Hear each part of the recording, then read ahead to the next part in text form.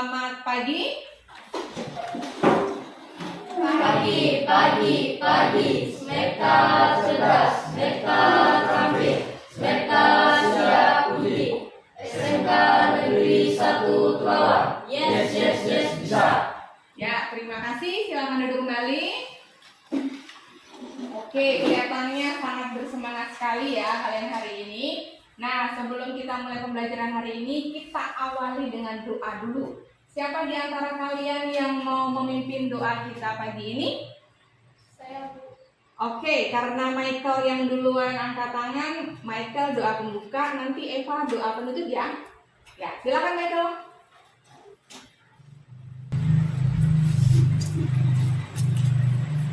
Teman-teman, marilah kita bersatu dalam doa. Dalam nama Bapa, dan Putra, dan Roh Kudus. Amin. Allah Bapa, terima kasih atas kalian dari hari ini. Dan sekarang kami belajar dalam mata pelajaran agama Katolik. Mengingat kami akan mengatakan apa yang kami sampaikan. Kiranya akan memberkati kami semua. Dan inilah doa yang kami hancurkan dalam penasihatmu, dalam nama Bapa dan Putra dan Roh Kudus. Amin. Oke, terima kasih Michael. Silakan duduk. Nah, sekarang sebelum kita lanjut untuk mulai pembelajaran kita bersama-sama dulu menyanyikan lagu Indonesia Raya. Indonesia, tanah airku, Indonesia Raya, merdeka, merdeka, hiduplah Indonesia Raya. Baik, terima kasih. Tetap dalam keadaan berdiri. Kalau tadi itu adalah lagu yang menjadi salah satu wujud kita mencintai tanah air. Nah, sekarang Ibu mau ngajak kita semua untuk menunjukkan cinta kepada sesama. Masih ingat ya, Ibu pernah ajarkan tepuk cinta. Tepuk cinta. cinta kecil, cinta sedang, cinta besar, cinta semua. Oke, terima kasih tepuk tangan untuk semua. Ya, silakan duduk. Sekarang Ibu mau tanya, apakah hari ini ada yang tidak hadir? Satu orang. Farel, kenapa? Ada yang tahu Farel? Oh, dia sakit. Oke, nanti kita doakan semoga dia cepat sembuh ya. Ibu mau tanya, apakah di antara kalian ada yang masih ingat pelajaran kita minggu yang lalu? Ada yang masih ingat? Ingat tuh. Masih. Tentang apa Yuni? Tentang hidup itu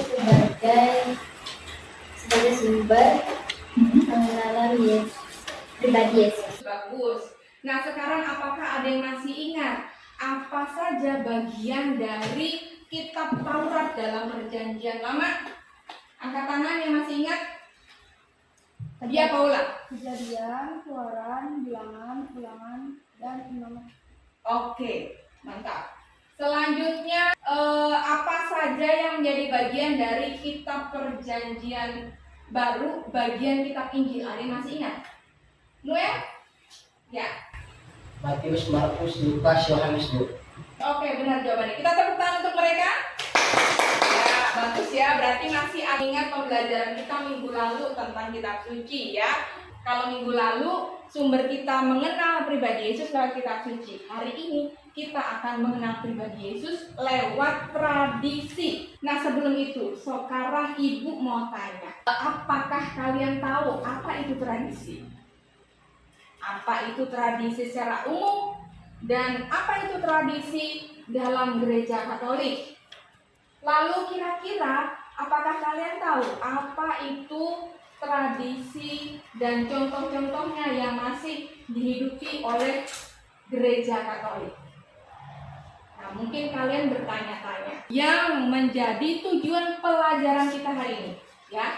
Tujuan pembelajaran kita hari ini ada 5. Ya, yang pertama, diharapkan kalian akan bisa menjelaskan apa arti tradisi secara umum.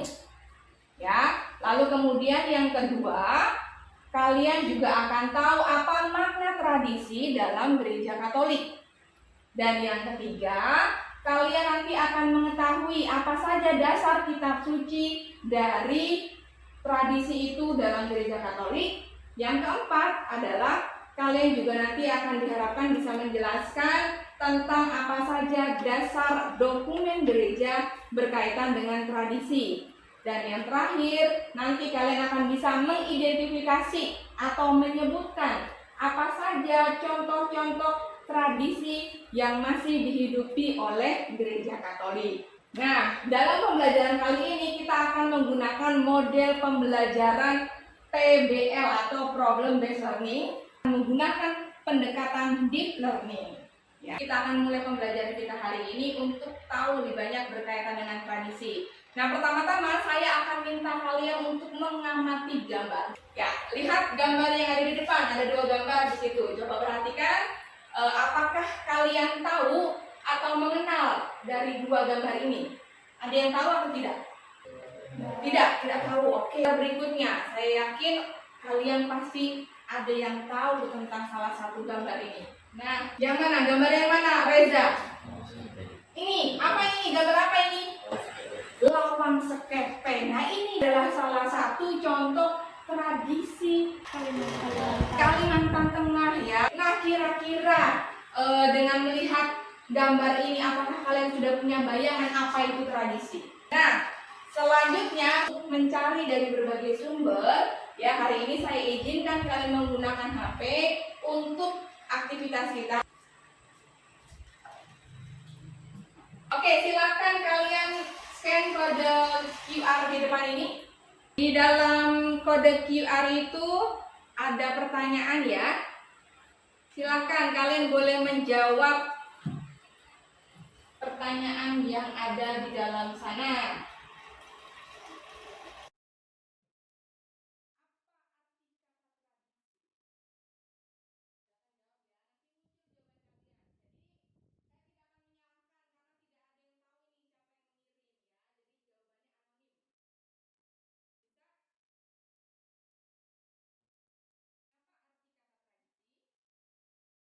Ya, tradisi adalah suatu kewajiban dalam suatu daerah tertentu.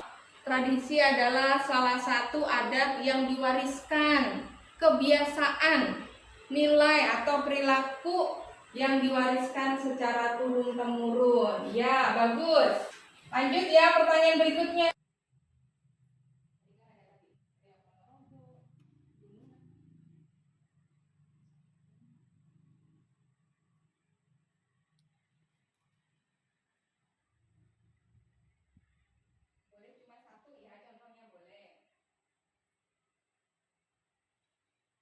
Ini ada macam-macam jawaban yang kalian berikan tentang contoh tradisi yang ada di Indonesia. Ya, kita lihat ya.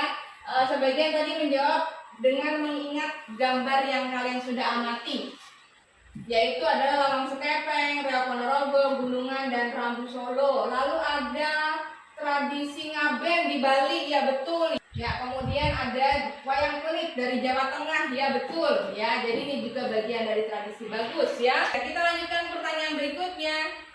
Nah, apa makna tradisi dalam gereja Katolik? Sudah terkumpul 7 jawaban ya dari kalian ya. Ini bagus sekali jawabannya.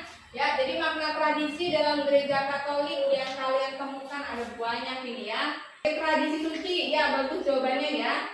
Tradisi suci atau tradisi apostolik ya. Lalu kemudian keseluruhan ajaran, praktik, dan devosi yang diwariskan secara turun-temurun. Nah ya, jawaban-jawaban kalian sudah cukup baik. Oke, tepuk tangan untuk kita semua. Kita akan melanjutkan pembelajaran kita dengan diskusi kelompok. Nah, sekarang ibu mau tanya, kelompoknya mau ibu yang menentukan atau kalian? Kami saja Bu yang menentukan. Oke, bagaimana dengan yang lain? Apakah setuju kalian menentukan sendiri? Setuju. Nah, ibu kasih waktu 1 menit untuk mengatur penentuan kelompoknya. Silakan.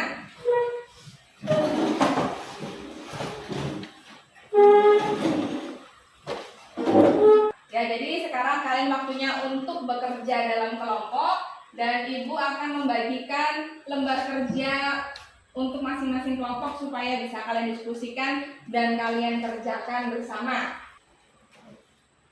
Lalu ini untuk kelompok 2. Karena kalian sudah terbagi dalam kelompok, silakan masing-masing kelompok membagi tugas untuk masing-masing anggotanya supaya bisa menyelesaikan persoalan yang ada di LKPD.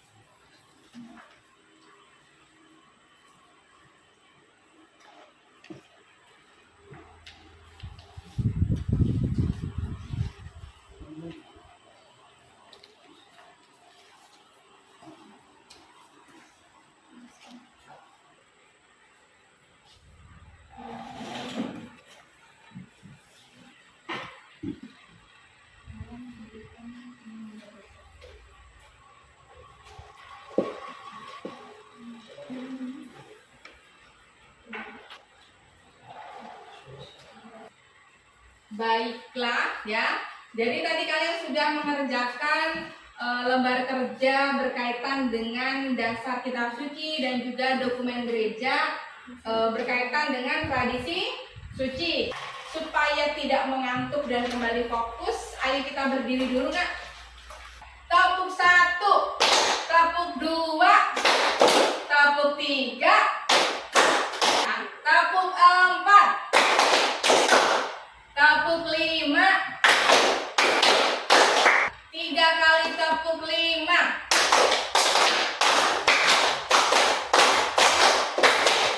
Oke, sekali lagi untuk tes konsentrasi. 4 kali tepuk 5.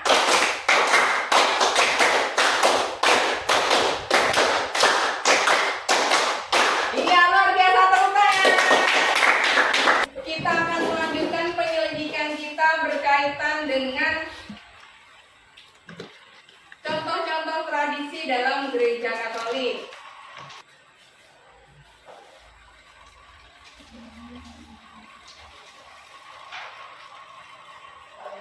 Kalau ada yang kesulitan boleh sambil bertanya.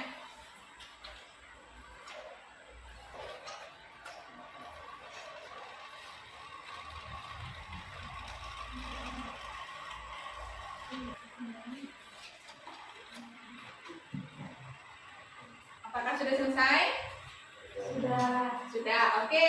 Maka kita akan melanjutkan kegiatan kita hari ini dengan menyajikan hasil karya atau diskusi kalian. Kami dari kelompok 1 ingin mempresentasikan hasil diskusi kami yang akan dibacakan oleh Eva.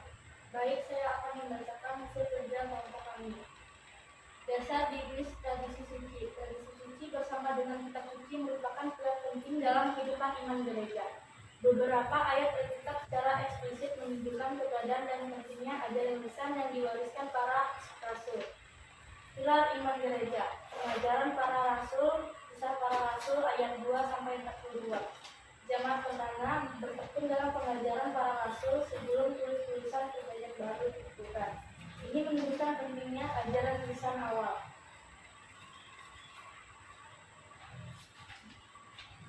Pewarisan lisan Paulus 1 Korintus ayat 15-3. Paulus menyampaikan ajaran yang dia terima sendiri secara lisan, menekankan rantai pewarisan iman yang otentik. Berpegang pada ajaran 2 Tesalonika ayat 2-15. Paulus menasihati jemaat untuk berpegang teguh pada ajaran baik yang disampaikan secara lisan, tradisi maupun tertulis surat-suratnya. Ayat ini secara eksplisit menyamakan otoritas ajaran lisan dan tertulis. Keterbatasan tulisan. Yohanes ayat 21-25. Ayat ini menunjukkan bahwa tidak semua ajaran dan karya Yesus dituliskan. Dunia tidak akan sanggup memuat kitab-kitab yang akan ditulis. Tradisi suci melengkapi apa yang tidak tercatat secara rinci dalam kitab suci. Peran Roh Kudus dalam kebenaran. Bimbingan gereja, kebenaran tidak terbatas hanya pada yang tertulis. Seluruh kebenaran pewahyuan terus dihidupkan dan dipahami. Bimbingan ini memastikan pemahaman yang mendalam dan relevan sepanjang zaman. Yohanes ayat 16-12.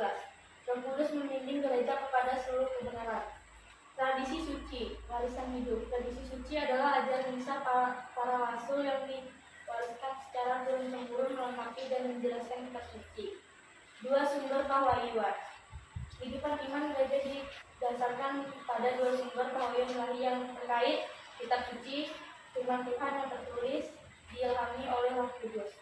Tradisi suci, ajaran lisan yang diwariskan oleh para rasul. Ringkasan ayat kunci. Ayat 2 sampai 42, keturunan dalam pengajaran rasul.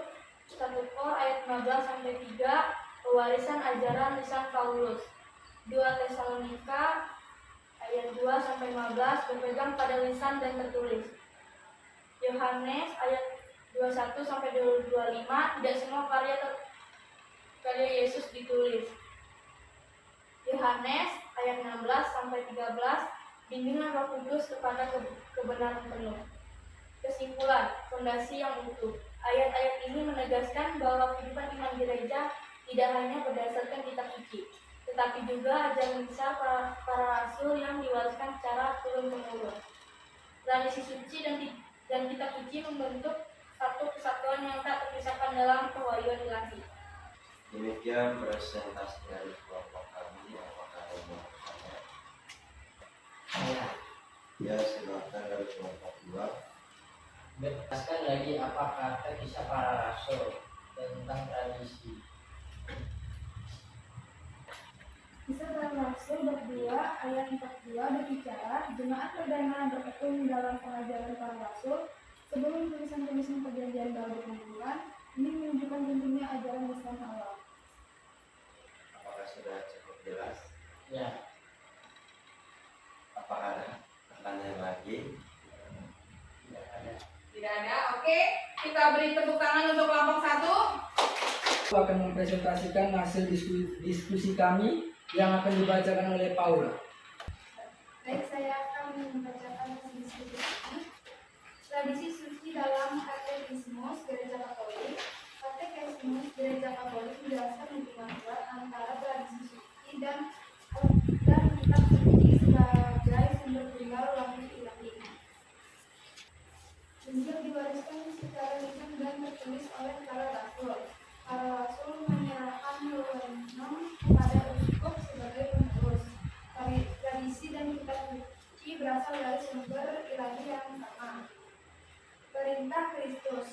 Kristus Tuhan pertemuan wahyu Allah memerintahkan para rasul untuk mewartakan Injil kepada orang sebagai sumber kebenaran yang menyelamatkan dan ajaran kesusilaan.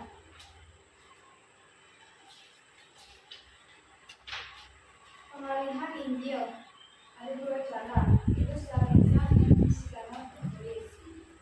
Para rasul menuliskan apa yang mereka terima dari mulut, pergaulan, dan karya Kristus sendiri, atau yang mereka pelajari atas dorongan Roh Kudus dengan pewartaan lisan, teladan, dan penetapan secara tertulis.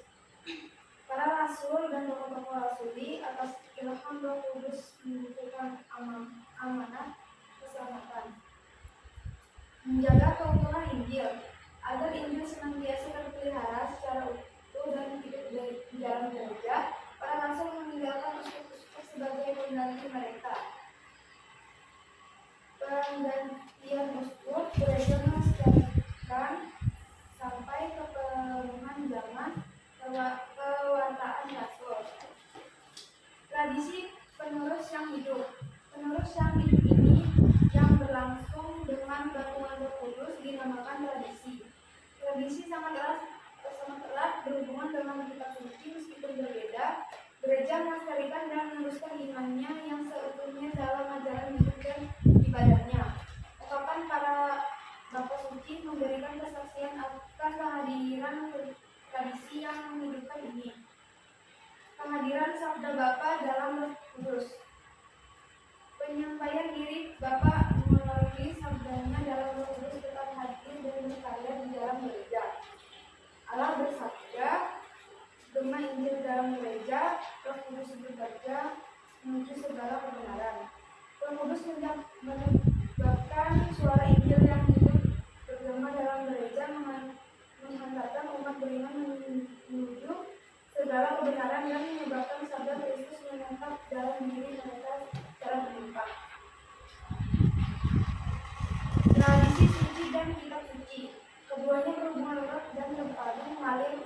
sumber ilahi yang sama dan menjurus ke arah tujuan yang sama. Sumber ilahi yang sama, tradisi suci, misteri Kristus, kitab suci. Peran masing-masing, kitab suci. Pembicaraan Allah sejauh itu terbentuk dengan ilham roh ilahi. Tradisi suci menyalurkan secara keseluruhan sabda Allah yang dipercayakan kepada para rasul, kepada para pengganti rasul.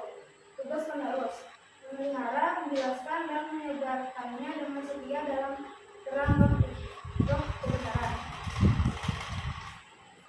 Hormat yang sama. Gereja menindak kepastiannya dengan tentang segala sesuatu yang diwahyukan bukan hanya melalui kitab suci.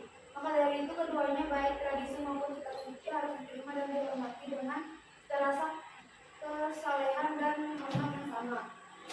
Tradisi gambar ini dapat dipertahankan, diubah atau dihapus di bawah bimbingan wewenang mengajar gereja selama tetap setia pada tradisi utama. Demikian presentasi dari kami. Apakah ada yang mau bertanya? Saya mau bertanya, Ya, kelompok 2 bertanya. jelaskan mengapa kita harus menghormati tradisi.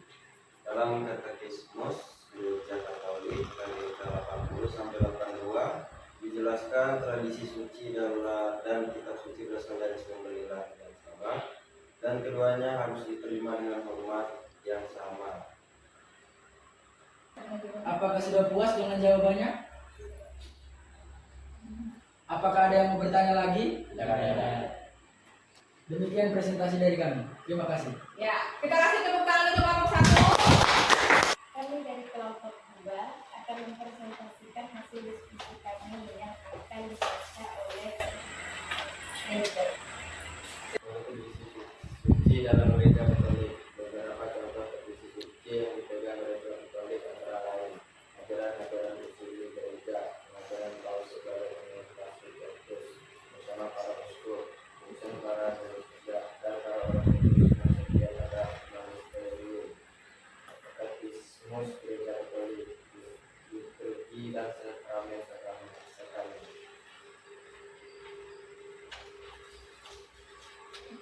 Tradisi warisan iman para rasul. Tradisi dalam gereja Katolik bukanlah sekedar kebiasaan kuno, tapi merupakan pewarisan iman para rasul yang bersumber dari Yesus Kristus. Di sini dijaga dan dipelihara oleh gereja dengan agar umat tetap hidup dan berarah pada Tuhan. Kitab suci dan tradisi berjalan bersama sebab tidak sama dengan Katolik, sama tetapi dalam mengapai sabda Allah. Suci dan suci tergantung kebenaran kebenaran dipelihara oleh gereja yang segala yang penopang dan dasar contoh nyata tradisi apostolik adalah keyakinan mengenai diangkat ke surga yang sejak permulaan rasul sudah diyakini umat keyakinan ini akhirnya dicatatkan secara resmi sebagai dogma pada 1 Desember oleh Paus Pius. Hari ini menunjukkan bahwa kitab suci dan tradisi tidak saling bertentangan, melainkan saling melengkapi. Karena kitab suci berbeda dari sebagai tradisi yang ditulis sebagaimana dijelaskan dalam prolog Injil Lukas 1 sebentar. Demikian presentasi dari kelompok kami. Apakah ada yang mau bertanya? Coba sebutkan lagi contoh tradisi dalam gereja Katolik. Beberapa contoh tradisi suci yang dipegang gereja Katolik antara lain ajaran-ajaran prosedur gereja, pengajaran Paus sebagai penerus rasul Petrus bersama para uskup, urusan para bapa gereja dan para kudus yang setia pada magisterium koleksion gereja Katolik, liturgi dan sakramen-sakramen. Apakah sudah cukup? Sudah. Kita kasih tepuk tangan untuk kelompok 2. Jadi mari kita saling memberikan apresiasi untuk kelompok 1 dan kelompok 2 yang sudah bekerja dengan luar biasa dalam berdiskusi dan juga mempresentasikan hasil diskusinya. Mari kita sama-sama berikan tepuk salut. Jempol, jempol. Salut. Oke, tepuk tangan dulu semuanya. Yang luar biasa ya. Nah, sekarang kita akan lanjut dalam kegiatan kita. Kita akan bersama-sama merangkum hasil apa yang kita dapatkan hari ini ya. Jadi dari hasil diskusi kalian dan juga masukan dari teman-teman tadi ya, kita bisa menyimpulkan bahwa ya, jadi kesimpulan yang juga kita dapat adalah tentang berkaitan tadi dari awal kita sudah belajar tadi ya, apa sih arti kata dari tradisi secara umum. Jadi secara etimologisnya atau akar katanya, tradisi itu berasal dari bahasa Latin yaitu traditio atau tradere, yang artinya adalah kebiasaan atau budaya atau sesuatu yang diteruskan. Ya, jadi kalau kita lihat dari Kamus Besar Bahasa Indonesia, tradisi itu artinya adalah adat kebiasaan turun-menurun yang masih dijalankan hingga saat ini dalam masyarakat kita. Sedangkan tradisi suci dalam gereja Katolik adalah tradisi yang dimaksud di sini bukan cuma sekedar kebiasaan yang diturunkan, ya, tetapi adalah berkaitan dengan tradisi suci, ya. Jadi tradisi dalam gereja Katolik disebut sebagai tradisi suci atau tradisi apostolik, ya, yang dimana itu bagian dari warisan iman. Ya, kalau tadi tradisi secara umum adalah warisan dari masyarakat terdahulu diturunkan terus menerus, sedangkan tradisi suci adalah warisan iman. Jadi bukan sekedar kebiasaan, tetapi berkaitan dengan iman yang diwariskan dan diteruskan dalam kehidupan gereja hingga saat ini. Ada dasar kitab suci atau dasar biblis yang berbicara tentang tradisi dan juga dokumen-dokumen gereja ya. Kita melihat bahwa ada banyak hal di sana yang kita dapatkan ya. Jadi beberapa dasar kitab suci ada dari surat Rasul Paulus yang dituliskan dalam Kisah Para Rasul, dalam suratnya kepada jemaat di Korintus, dalam juga Injil Yohanes dan sebagainya tadi. Kita bersama-sama tadi mendengarkan bahwa ayat-ayat itu menegaskan tentang bagaimana tradisi itu diteruskan dalam kehidupan gereja Katolik ya. Jadi tradisi merupakan bagian dari kehidupan gereja. Jadi ada buktinya, ada dasar kitab sucinya dari apa yang sudah dijabarkan oleh teman-teman kalian tadi. Lalu kemudian tadi juga kita sudah sama-sama mendengar berkaitan dengan dokumen gereja yang berbicara tentang tradisi. Tadi dijelaskan bahwa dalam Katekismus Gereja Katolik artikel ke-78 sampai ke-83 berbicara bahwa tradisi tidak bisa lepas dari kitab suci. Keduanya berasal atau punya sumber yang sama, yaitu sumber ilahi. Maka kita harus menghormati. Lalu kemudian tadi juga sudah kalian jelaskan tentang contoh-contoh dari tradisi suci dalam gereja Katolik. Ada banyak tadi contoh-contohnya ya. Tadi ada ajaran konsili gereja, kemudian ada pengajaran para rasul yang diteruskan oleh para paus, kemudian ada sakramen dan liturgi, kemudian katekismus. Ya, selanjutnya sebelum kita akan menutup pembelajaran kita hari ini, kita akan melanjutkan dengan kita akan berefleksi. Nah, sekarang silakan boleh keluarkan lagi HP-nya. Silakan scan lagi kalau dari depan ya. Apakah kamu memahami arti tradisi secara umum? Apakah kamu bisa menjelaskan makna tradisi dalam gereja Katolik? Apakah kamu tahu apa saja dasar kitab suci dan dokumen gereja berkaitan dengan tradisi dalam gereja Katolik? Apa kamu tahu apa saja contoh tradisi yang masih dihidupi dalam gereja Katolik? 7 orang sudah menjawab semuanya tahu, luar biasa. Tepuk tangan untuk kita semua. Apa pendapatmu tentang pembelajaran hari ini? Sangat berkesan, luar biasa seru. Ya, 2 orang sudah menjawab. Kita tunggu jawaban yang lainnya ya. Boleh lebih dari 1. Gembira bisa bertemu teman. Seru banget. Sangat seru ya. Luar biasa seru. Luar biasa ya untuk kita hari ini. Ya, baiklah. Tadi kita sudah sama-sama merefleksikan pembelajaran kita hari ini ya. Apakah ada yang mau bertanya?